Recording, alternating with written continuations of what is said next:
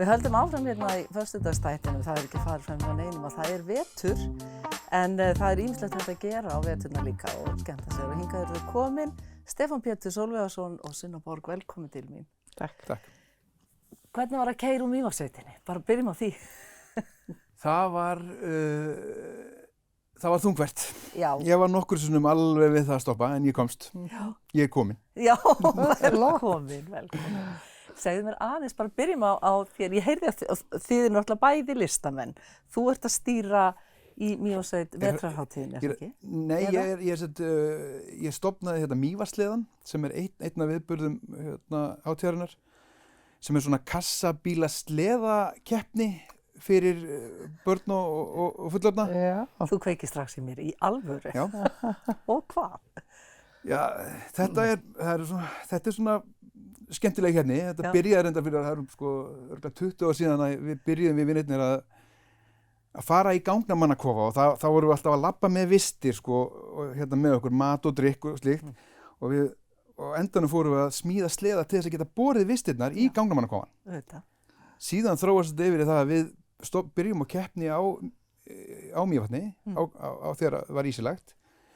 Þar sem við vorum að fara einhvern hring og meira segja í eitt skiptið og tjölduðu við það var tjald á vatninu og þetta var sett annan daginn var farið þangað, það var gist í tjaldinu á vatninu og farið tilbaka daginn eftir. Og það var svona alltaf mögnuð lífsreynsla af því að það var alltaf hiti í tjaldinu og þegar ég vaknaði þá var nú einn keppandinn, hann var fljótandi fram hjá mér á loftínu. En núna er þetta orðið mjög dannað og fínt, Núna er þetta þannig að það er tveir liði. Það er að vera 14 ára, nei, það er 12 ára minni mig. Það er hægt að sjá það á síðunni. Já. Að er sá yngsti sem getur verið. Þú smíðar sleða, það má ekki vera neitt dýr sem dregur sleðan, það má ekki vera vél. Nei. En síðan er þetta svona ein hraðabraut sem er farið og ein sem heitir þrautabraut. Og það hefur þróast út í það að það er komið svona búningakeppni líka. Þannig að sleðin er einhvern veginn og fólk er í búningum og þetta er bara mjög mikið stuð. Talandi búninga, Sunna, þú ert nú aldeilis í sérstökum búningi sem grasagutta í Skuggasveitinni. Já. Er ekki allir voða hrifnir af þessum búningi? Já, ég þegar ég sá hann fyrst og hárkolluna og allt svona, ég var alveg strax mjög, mjög ánægð. En eins og ég var nú að tala við þig áðan, það er ekkert gefið að allir séu ánægðir. Nei. Því að grasagutta, hún er náttúrulega fræg persóna í leikbókmenntunum og ég var alveg ákveðin í því alveg frá byrjun og sagði það við leikstjórana. Ég ætlaði ekki að leika hana svona eins og aðrir kollegar mínar hafa leikið hana. Nei.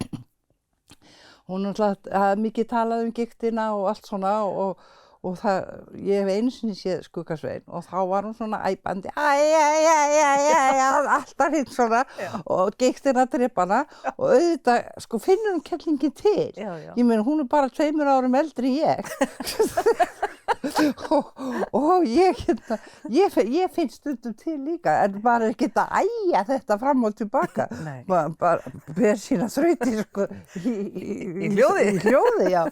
Nei, en svo Nei, ég er mjög ánægð með gerfið. Ég finn mig mjög í því og svo var það einkona sem sagði við mig daginn í Sundi, hún sagði, henni fannst þetta alveg síðasta sort. En það er svo eina sem var ekki ánægð, en þetta er bara, en svo er bara, Gudda er bara svo flott kelling, Hún er náttúrulega, kann öll grösin, og hún er grasalæknir því hún hefur læknað fólk og ég tek hana þannig líka og líka svona pínu svona seiðkona. Hún veit alveg hvað er að fara að gerast og svona. Þess vegna fannst mér gerfið passa mjög vel. Ertu búin að sjá hana í grasagutta? Nei, ég átti að sjá. Já, er það ekki? Þú er náttúrulega upptekin af því að undirbúa þessa hátíð.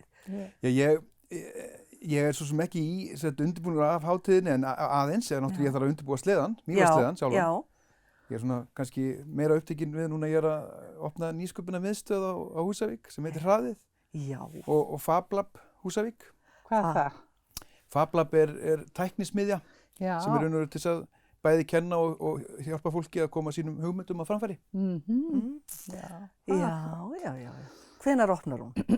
Við erum að stefna á að svona opinbera opnunin á hraðinu nýsköpunarmiðstöð verði í lok maí. En það mun opna fyrr. Já. Svona, það er spennandi. já. Nú þú ert Þingeyingur, ekki satt? Jú, Já. Mývatnssveit. Og úr Mývatnssveit. Já. Og kemur tilbaka núna, þú ert Já. einn af þeim sem kemur heim aftur. Já. Hvernig var þið tekið? Bara dásamlega. Þetta er bara allt öðru sem að vera í svona litlu samfélagi. Ég þekkti það náttúrulega frá Mývatnssveit, Já.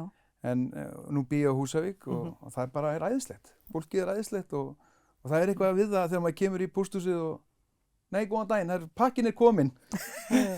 Og fólk leggur á stað að ná í pakkan þegar maður bara, það þarf ekkert að segja neitt númer eða neitt. En hvað bjóstu, segirðu? Ég bjó í Reykjavík. Já, í Reykjavík, já. En líka annars staðar, ertu ekki búin að búa í Frakklandi og út allt, eða hvað? Jú, ég bjó einn vetur í Suður-Fraklandi. Já. Og hvernig er mállýskan í Suður-Fraklandi með að við fínum mállýskuna í Mývatnssveit? Það er náttúrulega bara, Suður-Frakland talar hart og Norður-Frakland talar lind. Já. Þannig að þetta er svona svipað, það er svolítið svona Akureyri, Dalvíkingur þarna Reykjavík. allavega það sem ég bjó í Aix-en-Provence. En fannst þér erfitt að tileinka þér akureyrsku þegar þú fluttir hingað? Nei. Alls ekki. Mér finnst og að hlusta á marga Reykvíkinga, nú veit ég að ég móðga þá alveg hreint, en það er alveg með ólíkindum hvað það eru óskýr. Nei, ég er náttúrulega búin að vera einn svo lengi, En talandi veturinn, erum við einhvern veginn öðruvísi innréttuð sem erum alin upp í meiri snjó, aldrei eða hvað? Við erum ekkert voða mikið að kvarta því sögðu bæði, jú, það var þungfært og það var svona, ég þurfti að moka, en þetta er ekkert heimsendir. Nei, Það er náttúrulega miklu algengara hérna fyrir norðan. Já. Þetta var bara, mér finnst þetta bara, þetta er bara hreinlegt, gott loftið og svona. En það er mjög mikill snjór í Reykjavík núna, ég var þar í gær. Já. Og ég hef bara ekki séð svona mikil snjó. Nei, þetta bregður fólki við og þetta er svo mikill fjöldi sem býr þar, við megum náttúrulega ekki. Já, og kannski ekki, bílarnir ekki kannski alveg eins vel útbúnir eins og hér. Nei.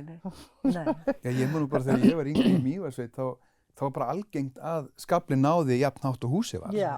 Það var bara algengt, þannig að maður er vanur því miklu, kannski vanar því heldur en þeir sem eru. Já, þannig að það er náttúrulega mjög eðlilegt að þessi vetrarhátíð þarna hjá ykkur, vatni frís og allt gangi. Þannig að hvað verðið að gera helgina? Hvað ætlað þú að? Ég er náttúrulega sýningar föstudag og laugardag. Já.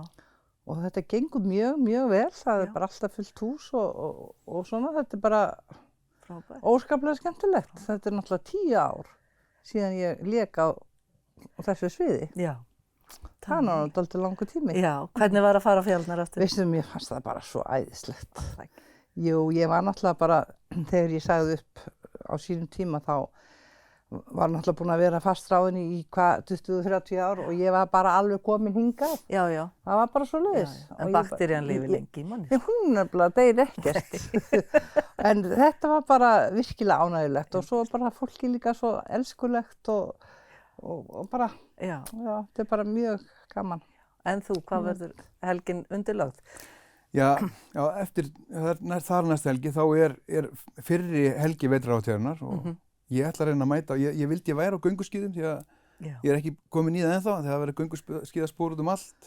Ég hafiði pröfað að dorga, það er jafn gott að fara í jóga.